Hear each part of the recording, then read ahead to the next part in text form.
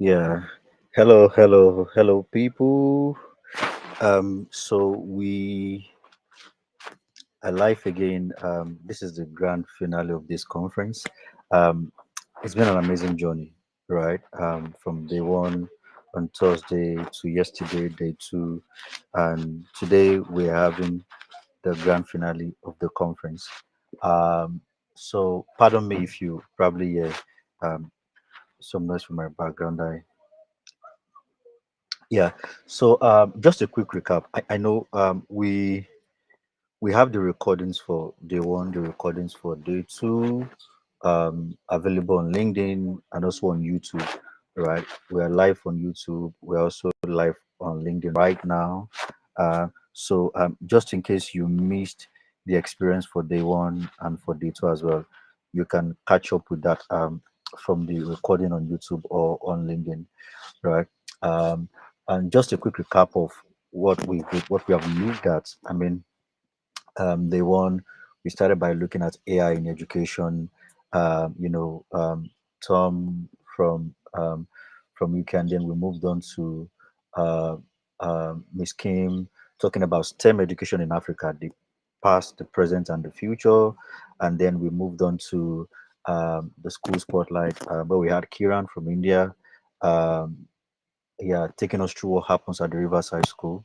And then from there, we moved to that powerful interview between Dr. Maria and Dr. Isham from the United States. And it was quite explosive. All of these sessions were revealing powerful stories, and that's the goal of this conference, to bring to the table, to bring to the fore um, many hidden stories in the world of education today, in the world of innovation in education today. There are many things that are happening, right, but people are not seeing, right? Where is education headed? Where is it today, and where is it headed in the future, right? And now let's talk about school models for the society and economy of 2030 and beyond. And day two, we had the first session, and the first session on day two, we looked at foresight. We had Dr. Priska from Zimbabwe talking about foresight in education and how that's an important element to make education more relevant, right? To future-proof systems, education systems, and all of that, and the role that foresight plays today in transforming education, right? And then from there we moved to that session with Shiren. She took us into that world of outdoor learning. You can see talking about alternative learning spaces. She took us into that journey. That was the second school spotlight. We looked at Colossal Academy, Florida. What happens in that kind of school environment, right? And indeed, you can see that the world of school has evolved. The world of school has evolved. Powerful stories. And then we moved on to Dr. Tom. That was very phenomenal. Oh my, listening to Dr. Tom and speaking about the people and the planet, how that we can no longer be separated. Whatever it is that happens in education today must draw its essence, the highest purpose from the state of the planet. What is the state of our planet today? What is data saying? How are we harnessing the power of the young people, right, to positively, impact the planet and make the world a better place? That was a very deep conversation. And then we ended with Shelley, talking about school leadership in a disruptive time. That was very, very loaded. Shelley took us into that journey of how school leaders can manage, the work, the school environment, managing the workforce, the teachers, and just everything that happens in there, looking at adaptive challenges and technical challenges, how to manage, but what is involved, right, and all of those things in between. Powerful 8 sessions we've had. Again, I'm going to encourage those that couldn't join us before now to please go through these recordings and and be inspired. Now, the grand finale. There's a reason why we're having this session. As the last one, very strategic. Um, the conversation around transforming education cannot be complete without bringing in expert from the workplace, right? That's one thing that also from a design thinking perspective, right? So these young people are moving into the workplace, and they are either going to take the workplace to the next level. I mean, the the the economy in Nigeria and Africa, right? the level it will be in the next 5, 10, 15, 20 years is a function of the quality of the talent that is entering into that space, right? Entering into that space. So, what's their quality? What can they do, right? Do they have the skills, the knowledge, the competencies required to fit into that space, right? So, we cannot say we have an education system or systems that are really fit without listening to the HR expert, right? And that's why this session is very important. You're going to be listening to someone. I think this our third time, this is the third edition of this conference. Where in the first, she's someone that believes so much in education. So it's I'm grateful for her gift. So she's someone in the workplace. The director of I need to do that real quick. The director of people, culture, experience, and operations at TVC Communications. I'm sure you know TVC Communications when it comes to the media world in Nigeria and in Africa. So I mean, seeing someone in that space and very interested in education, not many people are like that. I remember when we had our first conversation, and now she was like, "Yeah, I'm very passionate about education and what goes on in there. There's no better person that can help us understand, right?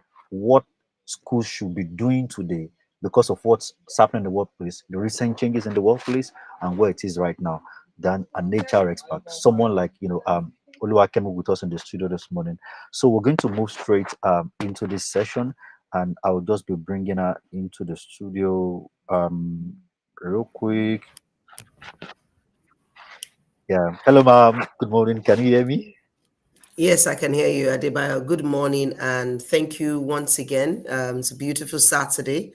When you were talking, it's Yeah. amazing to believe that we've done this 3 times in a row, and I think it just goes to Yeah. show the importance of this conversation and how we need to prepare ourselves because the future is here. The future of work, as we always call it, is here already. Thank you very much. Yeah. Thank you so much. Thanks for your time. I mean, let me just say this. There are things I hear and doesn't leave me. And Mm, so those kind of channels are channels I want to keep very close to me. One of the statements you made in the last conference was that learning is not an answer. You said a lot of things around that statement. I mean, that's something that has not left me ever since then. It's that statement is something that has also influenced greatly the kind of work I do. As a learning designer, knowing that if the end is an answer, then the process is not worth it. The process is going to produce something that the workplace will not value. And I am ready again today, and I'm sure our listeners in the room are ready to get inspired and not to also evolve. So I'm just going to stay behind. If you need my help for anything, I'll just jump in right away. all right. Thank you very much. Okay. Good morning, everyone. I'm Kemi Shunubi, and I'll be running through the next session. Please just give me a minute so that I get my presentation ready and I can jump right in. Thank you very much.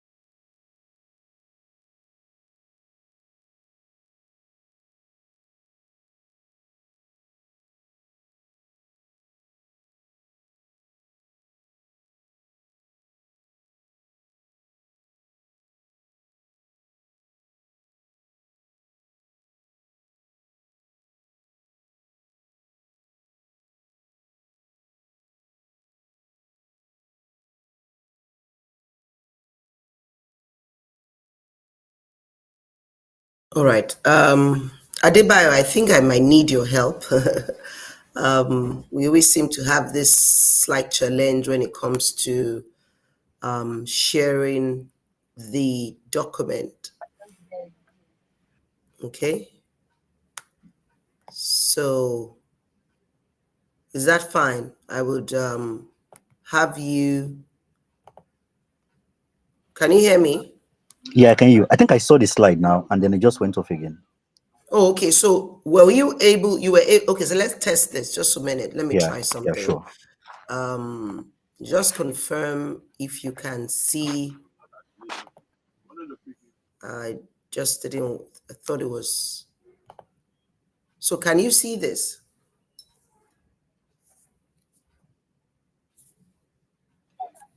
Yes, I can see it, and I will Oh, just put it on right now.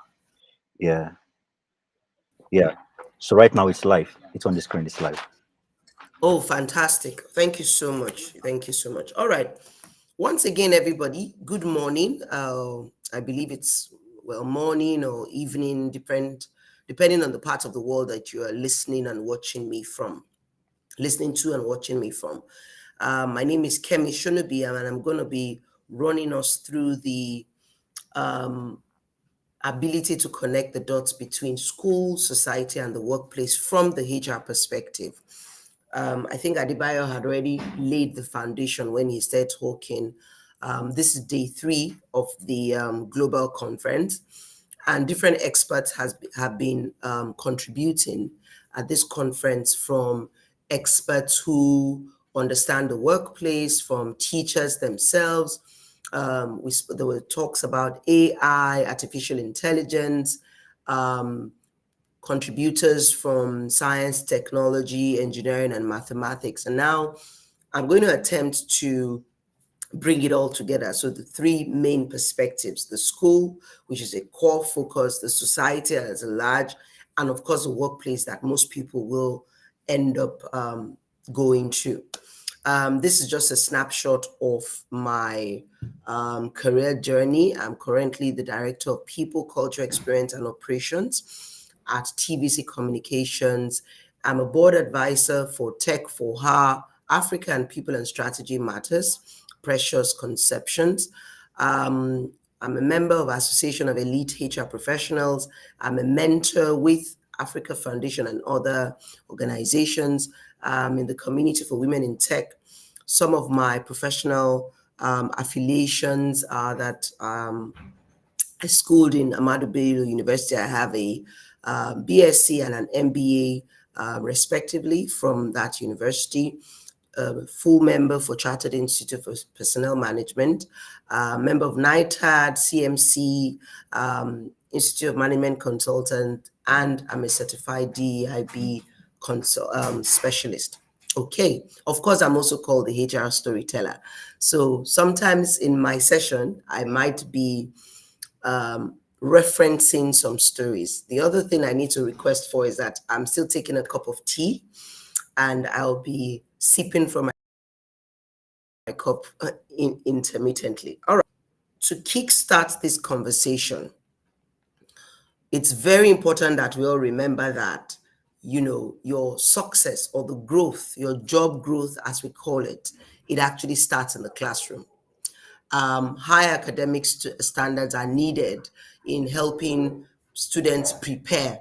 So whether they're getting into jobs in STEM, like I rightfully started off, you need to ensure that you increase or expand the quality of your standards. You need to give children the right skills, needed in making them qualified job applicants. I was speaking to a niece of mine just about 30 minutes before this session, who is currently in the job search pool. She just finished her degrees in university. And the reality is that it's a different mindset. Sometimes we forget that we're training these children over the number of years of school and preparing them for somewhere. We miss that preparation stage. And I believe that's why Adebayo and the team are so focused on this conference year in, year out. Having better qualified job applicants always lead to, lower unemployment and a stronger economy. The reason why most times you speak with hiring managers and you hear things like um, they are unemployable candidates or they're unemployable people, it's because the applicants are not qualified in most times. So it's not enough to say, I have a degree from AYZ or XYZ or ABC university. You need to ensure that they are better suitable job applicants.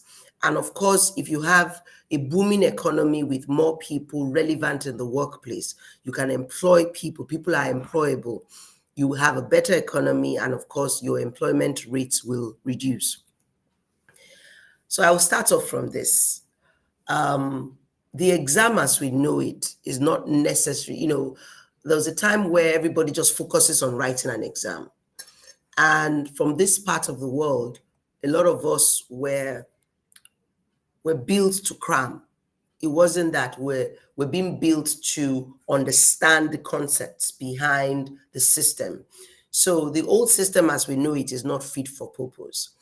I was talking to a nephew of mine who is in the UK. He's an our equivalent, let me use in terms of years. I think it would be maybe year 4 or year 5, or I think about year 4. And I was asking because they were coming to the end of the term. And typical, Nigerian, I said, you're not getting ready for your exam. And they had to educate me that no, his school, it wasn't more of exams. They were doing tests and assignments that gravitate or are collated into when he's finishing, something along those lines. You see? So we are building our education on sand. A lot of our schools, a lot of our systems are not building them on strong structures. And we're not saying you need to start again. We're not saying, oh, go from the beginning and start. We're only saying that you need to supplement and complement the existing system, not entirely take it down. Now, one of the fundamental reasons we still have this problem in education is a tool by which we only justify performance and success, and that is because we're the exam. We believe that persons that do well in exams are the best of the pack, and that does not entirely it's not entirely true. And I'll use another example. I interviewed a young man many years ago, I'm sure closer to 10 years now, who on paper was a first class student. You can see A plus there. And, on paper, his CV looked fantastic. He seemed to be the best of the pack. But in reality, when we started to engage him, we realized that he wasn't able to connect the dots, as it were. So he was regurgitating from memory things he learned from school, but things he learned from school were not necessarily what we were asking him at that interview. Yes, were you smart? We needed that and all of that, but we needed to now relate your learning to the role that was being hired for. So it is very important that we are not saying dismantle it, but we need to find a way to supplement and complement the system. I don't know how many of us have watched the Game of Thrones, but in the Game of Thrones, you see that the ultimate battle was for that one seat. Everybody, whether you're from Westeros, you're from whatever part of the world you were from in that story, it was the target was that you were going to sit on that chair. And we thought it was important to bring this image here and reference it because it was saying that we want to equip our children to move from the shop floor to the boardroom in this context, boardroom being the most senior person at the top of the organization and all of that. So it is easy to judge individual success in an exam, like I mentioned before. However, it is harder to judge soft skills. And I tell you that that is one of the core or the baseline of success in any environment. The didactic information transfer has failed. So saying that somebody was able to score 98 marks out of 100 does not necessarily mean that they will be the best manager of people. does not necessarily mean that they will be team players, does not necessarily mean that they will collaborate, does not necessarily mean that they have the ideology around problem solving. And it is anticipated that young people today may have 7 different careers. I'm not talking about different jobs, people. 7 different careers, meaning that I can start off in arts and creative arts. I can move into digital marketing. I can build on digital marketing and realize that I have good skill sets in operations. It can move. And I have personal experience that speaks to this. And as such, you now need to help develop thoughtful, creative, equip children who will aspire to move from just being on the shop floor to the boardroom. And the only way, we can legitimize this and build out of the um, um, classroom learning is to help teachers become learning managers. I will say it again. Teachers have to become learning managers, not just a teacher. A teacher is someone who gives assignments, read your book, sit down, just goes on the board, talks. This is what you need to learn today. It's going to come out in exam. They have to become learning managers. All right, I'm moving on. Okay. Lifelong learners are said to have courage, tenacity, and ability to transfer knowledge. You see, learning does not stop. You don't, and Adebayo said, I said something where we said, yeah, learning is not an answer. You have to continue to build on it. And I think it was important to share this cycle. It's called the inquiry learning cycle, where somebody starts from, I wonder, how do you notice? Ask questions, state problems. And really, this is how our mind should work. And this is how the mind of children should be built around, because this cycle plays out in the workplace. I investigate, where you are planning, you're reading, you're researching. I was teasing a group of young persons in the workplace that things are different for you guys. At the snap of your finger, you are able to research faster than we at a certain stage, or even the generation before us could. Back in the day, you have to read loads and loads of books, physical books, which were only accessible at libraries, and not everybody had that access. Now, at the click of a finger or a button, you have your phones. You are thinking, the first thing you're thinking is go and check on Google, right? I record with is where your brain starts putting in, you put things in data, you organize, you describe, classify. It could be physical, but your brain does a good job of trying to put things in files and what have you. You now get into the stage of I discover, where you're observing, examining, measuring, interpreting. I think this is where the logic part comes in, where you are able to analyze, where you are able to look for alternative explanations. Is at this stage you have people who argue a lot, who are discussing different theories and ideologies. Now you get to the phase where you are trying, experiment. Okay, maybe if I try it this way, it will, if you go in history, the people who became successful did not just try it first time, they did it many times, multiple times before it became a success, right? You have to repeat, you have to ideate. And then I reflect on the things I've done. I revise, I'm rethinking, sometimes improvising, and that cycle of inquiry is a learning cycle. So we're saying that, lifelong learners are said to have the courage, you have to be brave, to explore. You have to be tenacious, have the tenacity that I want to do this thing and do it well. And those are some of the things you must build, and the ability to transfer knowledge from one area to another. But most of us who can transfer knowledge easily have little awareness of how we do. A lot of us just think as teachers that, I said do A, do B, do C. It's enough. Sometimes we do not go through the full length of the learning inquiry cycle. So learning is not only an answer, or is not an answer. It is only in the pursuit of an answer that we're learning. Do you understand? It is not that, oh, because I'm learning, I've now reached it. There is an answer at the end of learning, and it shouldn't be only the exam that determines the answer. It's not the fact that I know x plus y raised to power 2 is equals to 2xy. That's not what we're saying. That's not the answer in this context. But why am I doing that process? What does this thinking or this process lead to? Okay, moving on. Excuse me. Okay, so we'll start off by establishing a few things that currently exist. There is a huge skill gap for the educators themselves. Like I said, it's not enough to just stand up in front of students and read from a book or state things that have not been reviewed over is to saying that there needs to be a review of the school's curriculum. What you were teaching a set of students 10, 15 years ago might, and I can tell you for fact, most times is not relevant in today's world of work.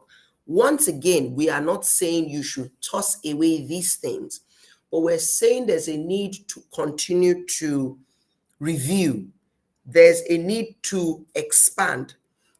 There's a need, the word review says check it, examine, update. Lastly, schools and institutions must now invest in different programs. I remember that when I was, in secondary school or getting ready for university, the the options for careers were not as expanded as we have today. Then you were looking at being an accountant, a doctor, an engineer, a lawyer. Or a teacher. I'm trying to really remember. Those were the 5 categories. If I've missed anyone out, it will come to me. Now, even within these 5 big buckets that I've mentioned, today, those 5 big buckets are stretched further. And not just the 5 big buckets, you have other buckets that have been layered to it. Who would have thought that a social media executive is going to be something people aspire towards? Who would have thought that a digital marketer is something people would have aspired towards? Even within the tech space, engineering, you have it broken down: mechanical, we have mechanical, chemical, electrical. They're broken down into bits. So schools need to build resourcefulness of students, where students are thinking continuously out of the box. They are leveraging on innate abilities, on some of their God-given talents outside of what they're even learning in the classrooms. There's a young man in my daughter's school who I believe the school has realized has a talent and an interest in photography, which is higher than even many of the other subjects. In fact, currently, he doesn't take most of the subjects that every other student takes, because I believe that they had assessed his learning capacity and realized learning really, and it's not adding up for him. So what he focuses more, his core in the school is photography. And I tell you that most of the events that the school currently does, both teachers, students, this young man is the one that covers the events. Of course, he's going to graduate with the rest of the school, but what's going to be on his write-up and even his courses of study are going to be very different from everybody else. Someone put it as the ability to connect the dots, being able to say what's the skills required, what is the curriculum, and what kind of programs can we get our children to do. Most of our curriculum today is chapter by chapter, subject by subject. Let me tell you, ladies and gentlemen, business problems do not come chapter by chapter. You may build a business case and realize that the last step of what you've identified may come before the first step. Now, therefore, educators need to build some subject and courses that will help students learn in bringing the knowledge of different subjects together, how do you connect the dots? How do you say that interest, for example, in sciences, but I may not necessarily want to gravitate towards being a doctor. I have an interest in mixing a bit of sciences with some part of social sciences or creative art. We need to learn how to see how to blend these things. Bring the knowledge of different subjects together and connect the dots, right? All right. Education is now more, about more than just preparing people for work. So let's not also think that what I'm saying is educate your people just for the workplace. So many things are expanding daily. It should be that education is an opportunity to inspire and develop lifelong interest that enrich our lives and the lives of those around us. And I'll use an example. I introduced myself while talking that I'm also called the HR storyteller. From a very young age, I had interest in writing, in telling stories. I would write short plays. I used to act in school, those short dramas that they would do in school or in church or whatever. And that was identified early on is because I love to write. That aspect was consistently developed. So even on my holidays, I would be writing what they call them, long comprehension, building on that. That in itself, beyond even what I went to study in school over the years and what I'm doing today, has shaped a part of my life. I love reading. I love standing up in front of people and talking about experiences and being able to build on those experiences. So the education I had, the ability to identify that skill set was developed from time. It wasn't that I've now become a lecturer in university. Maybe that's something I'm still going to do. But what I mean in this context is that the education I received prepared me not only for the workplace, but and develop my interest. But it will also equip young people for skills that,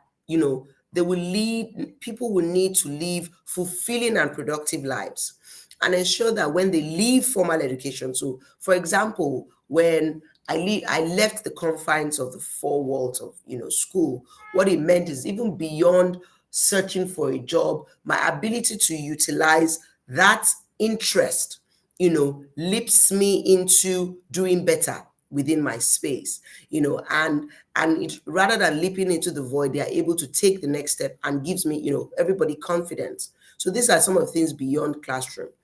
I thought it was important to share this. In the workplace of today, if I start talking about this, we could spend on this session. But the truth of the matter is that, and I'll use a simple example, which I use when I'm training. If 10 people leave a particular university, the same university, they graduated from the very same class, in fact, they left school with the same grade. You see, male, female, same university, they finished from the same class, and they all have the same grade.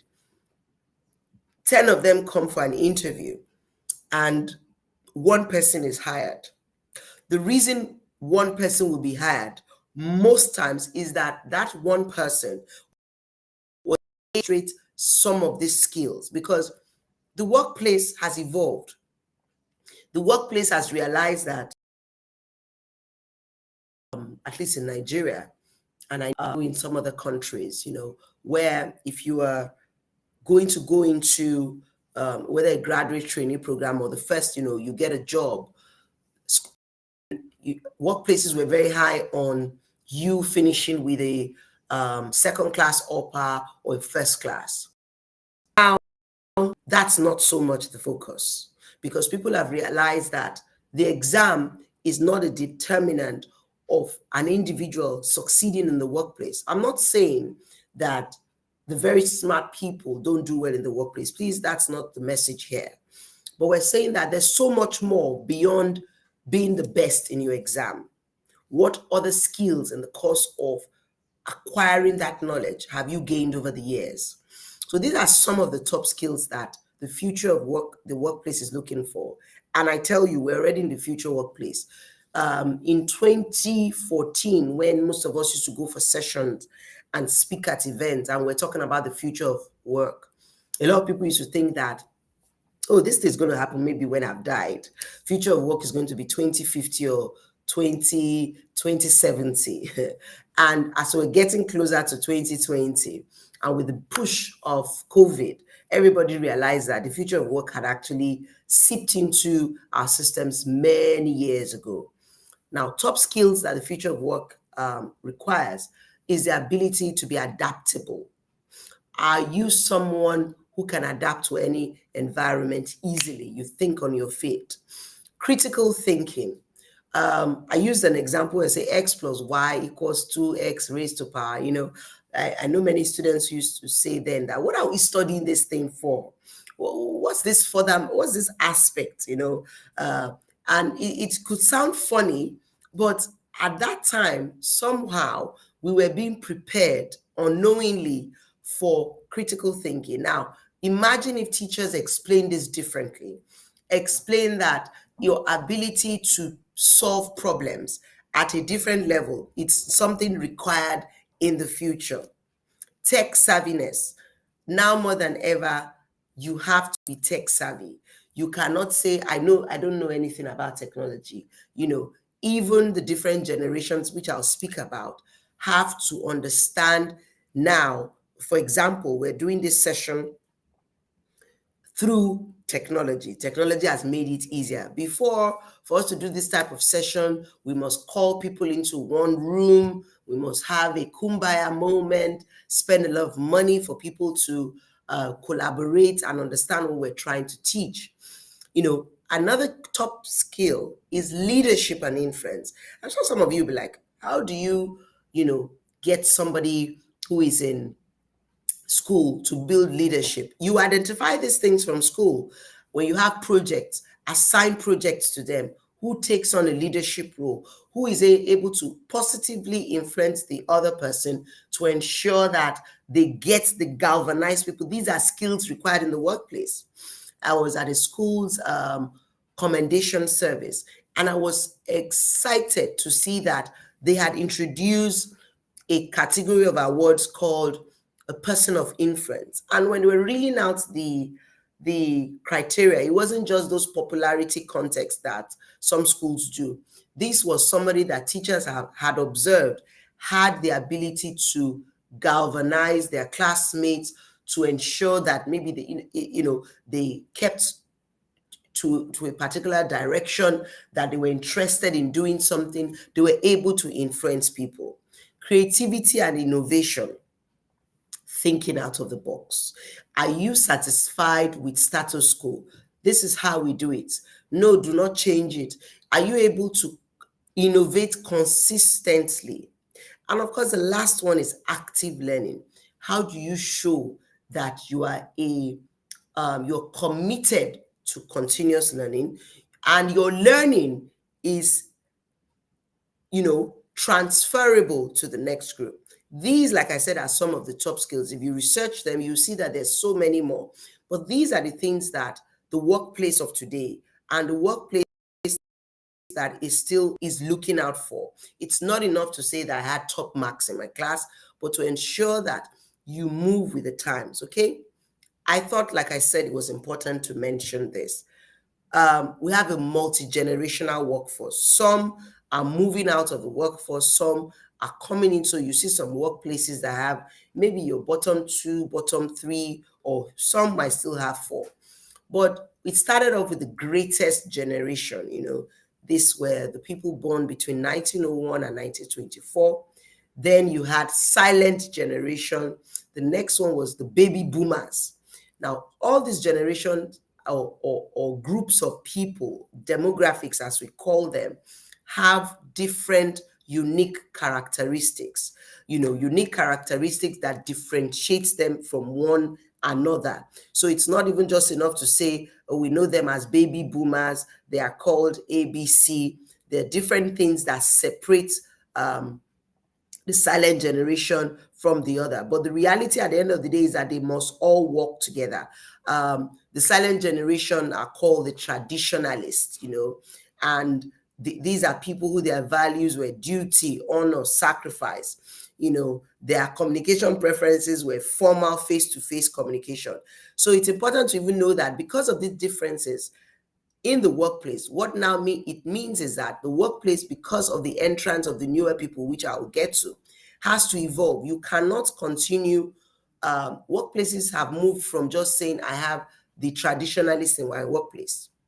Therefore, it means the curriculum that may have served the purpose of the traditionalists, who are the silent generation, cannot serve the millennials or the Generation Z, right? So we have the baby boomers who are optimistic. They were the ones that are competitive, very hardworking.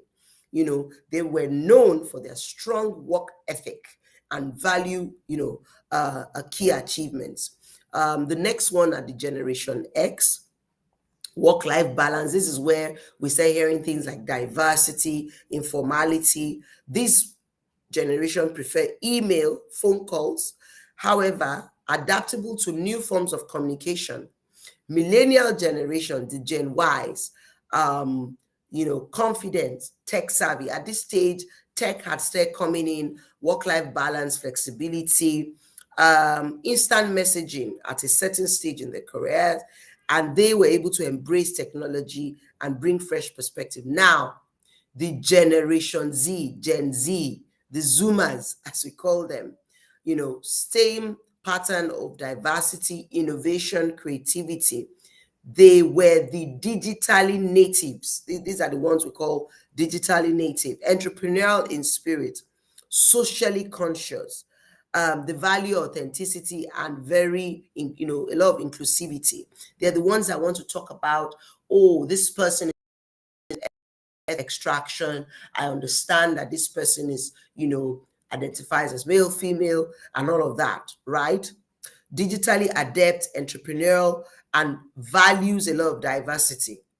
These are the generations in the workforce. And understanding this means that even your curriculum appreciates that a change has happened. So if the workforce has these types of people who have either evolved or are still there, and tries to ensure that workplaces are built around these people, then more than ever, the school curriculum, the school needs to change. However, before I even end the generations that are currently in the workplace, the next generation that is going to get into the workplace in the next, I might give them another 6 years maximum. It's not even depending on what stage they get in. 6 years. There is a Generation Alpha. And this is the first generation of children who will never know a time when social media didn't exist. I tell stories to this generation and they look at me like I am from a museum. We're telling them when the kind of phones we used to use, the fact that you have to walk or go on a bus to the library to go read, or the fact that you had to wait to a certain time of the day to watch TV and specific programs. They are far more technically savvy than any of the generations I just mentioned, even the Gen Zs. These guys and girls are far more technically savvy, which is a powerful tool that will definitely change humanity in a myriad of positive ways. So let's start building on that positivity that this generation has brought, the Generation Alpha. So if the gap between the classroom and sure that all stakeholders must play a role. So for the schools, the first step is that you need to embrace flexibility. Flexibility in this context is that it will allow you evaluate your current curriculum and spot areas in which industry preparedness can be weaved in organically. Your curriculum today, is it robust enough that it applies to industries that you want your children to go into, whether they're going in as entrepreneurs, whether they're going in to work for other companies? is your curriculum robust enough? Have you opened it up to ensure, for example, some schools have fisheries, some school starts building on entrepreneurship day, some schools, have a bakery, and all these other things I've mentioned, because they're realizing that there are other things that people can do outside of just reading up on mathematics, English, science. Traditional educational models are already becoming less relevant. I've said that already, because workplaces prioritize different skill sets in order to build the most productive teams. We have different teams within the organization. Those teams leverage on different skill sets at different points in time. So schools and all educational institutions must recognize that in order to give your students the best chance for success, you must make sure that you are providing training that leverages the reality of today and reflects the future that your students will face. It therefore means that educators, schools must be thinking future first, not just let me get them out of school and that's my job. You must be thinking of, how do I ensure that I am a lifelong teacher? Okay? Schools and institutions must offer more forward-thinking training and think of partnering with industry leaders who find themselves at the forefront of teaching excellence.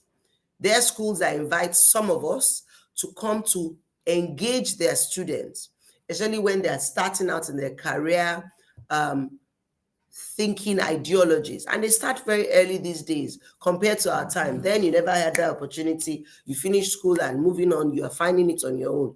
If you're lucky, you may have parents or siblings who have gone ahead of you, or uncles and aunties that might say, okay, try this out, right?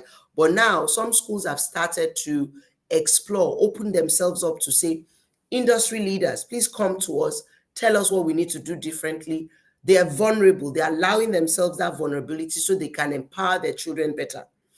At the educational level, teachers shouldn't view business with less suspicion. Some people say business, but that is where your students are going to. So you need to find ways of working well with it. The likes of Elon Musk's, the guys that are building cars, that are building technology. Some of our children, from when they are young, start to dismantle things because they want to see the technology behind it. We say, no, you've broken it, stop that. Force them into straight jacket schools, and they are not exploring their creativity. And most times in between, they get lost and realize that they're just looking for a 9 to 5 rather than exploring the abilities of what their mind can do. For society and the workplace, we now need to make internships and workplace placements part of achievements and milestones. Another fantastic thing I'm seeing a few schools do is that part of the CV you are building from school goes beyond being the best science student. They want you to now take on internship, work placement in your holiday, in your break in between one middle school and high school, for example. Because these things can be invaluable for helping students explore options in selecting subjects. Imagine if your school has a debate society, and a few of the students do so well when they go and represent your school. What happens is that they're building capacity and confidence in being orators, in being facilitators, in being teachers, in being able to lead a group of people in presentation, right? And determining their goals for the future. At policy level also, because it's important that government also considers what qualification means in the 21st century. I want to believe that we have a few representatives from that aspect, and we also will start thinking along these lines. What does qualification mean in the 21st century? Is it not to just say, I'm first class? What does first class mean? Are you an all-rounder? In what aspects have you contributed, while in school? First step is we need to close the gap. And one of the things you can adopt from HR skills, like mentoring and coaching, bring that into the classroom. If there's one thing businesses could do immediately, is we also as businesses can close the gap, and it will be, to go into the schools and inspire, which is why I said schools now, educators also have to find a way to invite people from the business in this context to come to the schools and inspire others. You do well when you see role models, when people that you see speak to you about their own challenges, about things that they've done. You make it easier, you make them accessible. Provide career guidance. Employers also need to roll up their sleeves and get involved in mentoring, apprenticeships, internships, and provide career information. In my organization, for example, we have opportunities for people to come intern. Some even intern for shorter periods from when they're in high school, and others intern for shorter periods, or longer periods rather, when they're in universities, right? Collaboration. Employers also and businesses need to develop sustainable relationships with schools. Adopt schools. And when we say adopt, it's not just the ones that you do because you want it to look good on your CSR report, but you may have members of your staff that are very passionate about education, that are willing to serve, that are willing to collaborate, come to talk on a career day, come to show people how things are done, come to share stories that will inspire others. Businesses also need to build trust, and coaches, mentors need to become regular figures within the academic environment, not just a one-off thing. So these are some of the things that the society and the workplace needs to do better. As I round up, it's very important to start stating that the consequences to society and the economy as a whole, not this gap, the gap that we've identified, is very severe. Because what happens is that if young people don't get the ability, empowerment to start the job hunt, as it were, or be on the first rung of the job ladder by 24. Now, we're not saying that some may not start school earlier and get to 26 and all of that. But the truth of the matter is, we don't prepare them and close the gap, what happens is that there'll be a lot of consequences for the rest of their lives, right? Because some will never work. And that's what happens where we now say that people have become unemployable. People are looking for, and now let me say, having blue collar jobs does not mean that you are not equipped, because even in blue collar jobs, depending on what path you go through, it also is an add-on to the economy as a whole.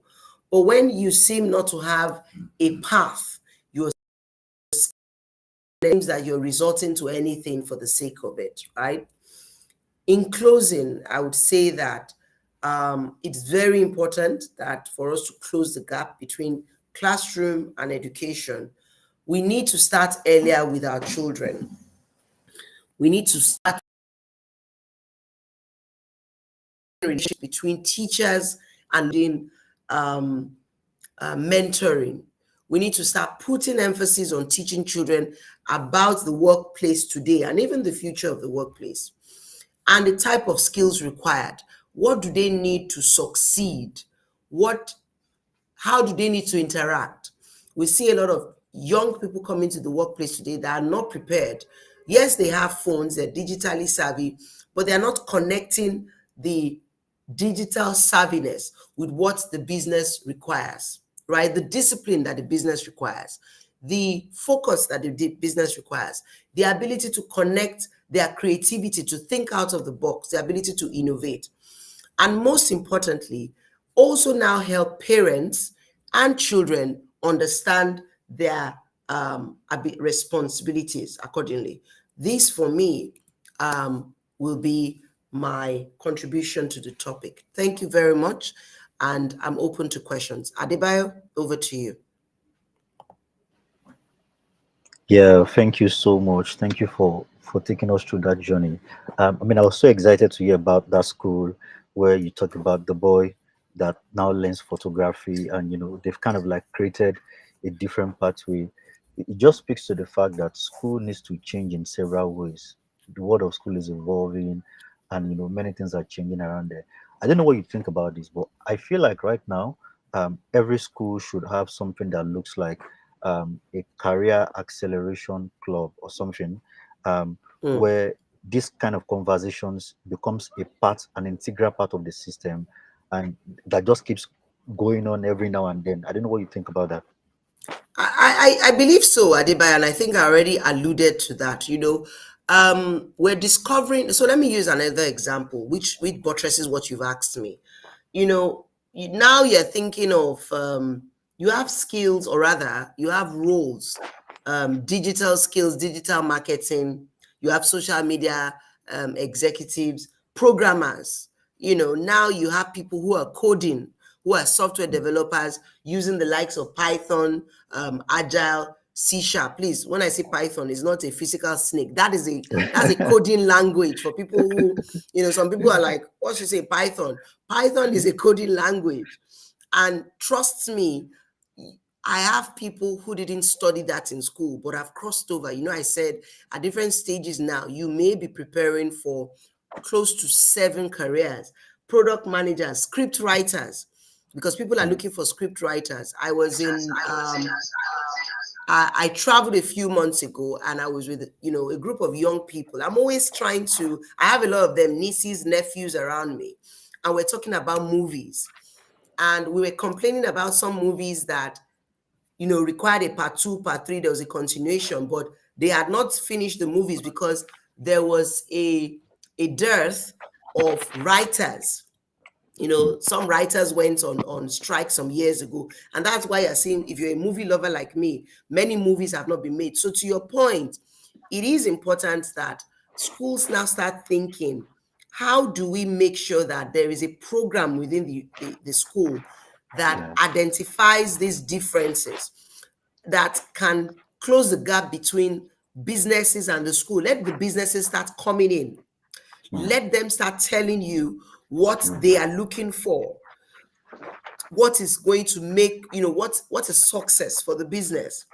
You have people coding as early as age 11.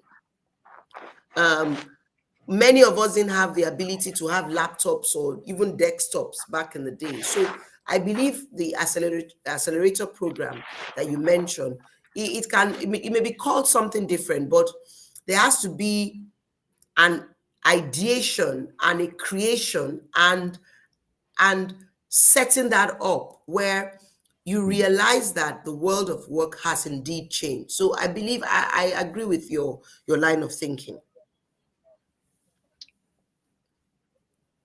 Yeah, yeah, absolutely. Thank you so much. Thank you. I think you have laid down some very clear and a very simple approach for schools to jump on right now. I mean, every school leader listening to this conversation, and those that will get to listen to this conversation after now, is very clear. We need to have this kind of clubs. We need to have this kind of clubs, as a part of the system, and we need to keep advancing this conversation. Thank you so much, Kemi, for your time. Thank you for sharing. Thank you for this reminder again, and thank you for this nudge again. And this is not the end of the conversation. The conversation is going to keep, as things are evolving. We're going to keep on with these conversations. Thank you so much for your time. Thanks a lot. Thank you very much, Adebayo, for having me, and it's really an honor. I think my closing remarks will be this: that new technologies are being invented on a daily basis, new technologies. So institutions can focus on investing in the educators, or the educators actually, deciding to improve themselves. You cannot give what you don't have. So as educators and institutions, you must equip yourselves, for your students will be equipped for the future. Thank you very much, and lovely opportunity to be here again. Thank you. Yeah, thank you. Thanks a lot. Bye for now. Thanks a lot.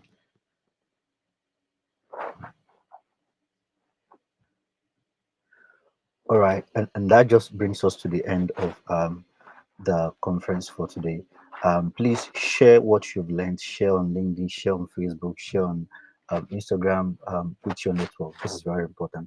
All right, bye for now, and we're going to catch up with updates on this conference even beyond now.